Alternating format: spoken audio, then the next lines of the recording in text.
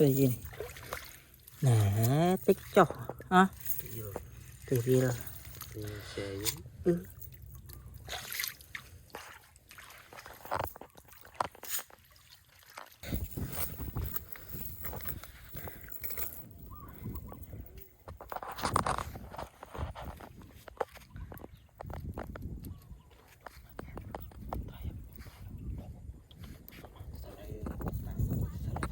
Tôi nó chăm tiêm óc đi tôi nó chọc tiêm vào canh cái vô đấy à canh đánh canh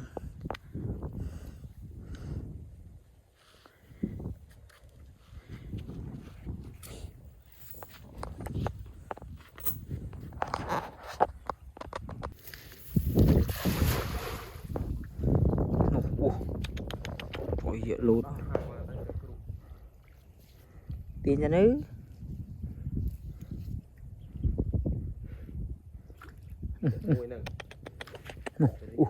thôi dễ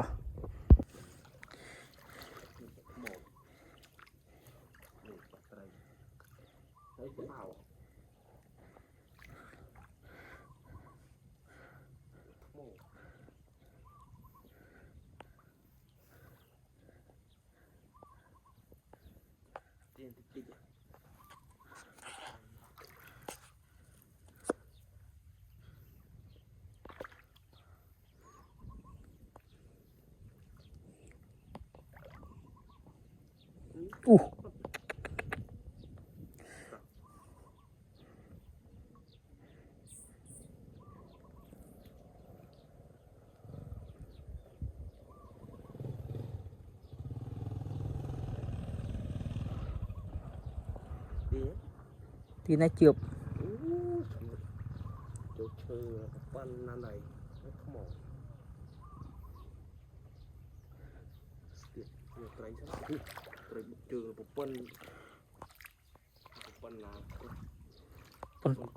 con đài á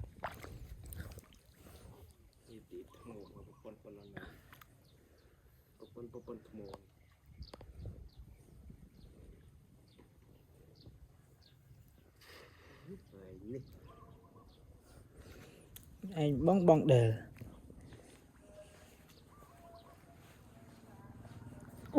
thấy bột vui số buông nữa bột trong hắn này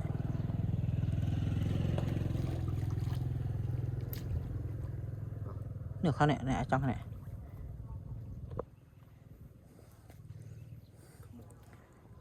này mưa ạc lanh tăng này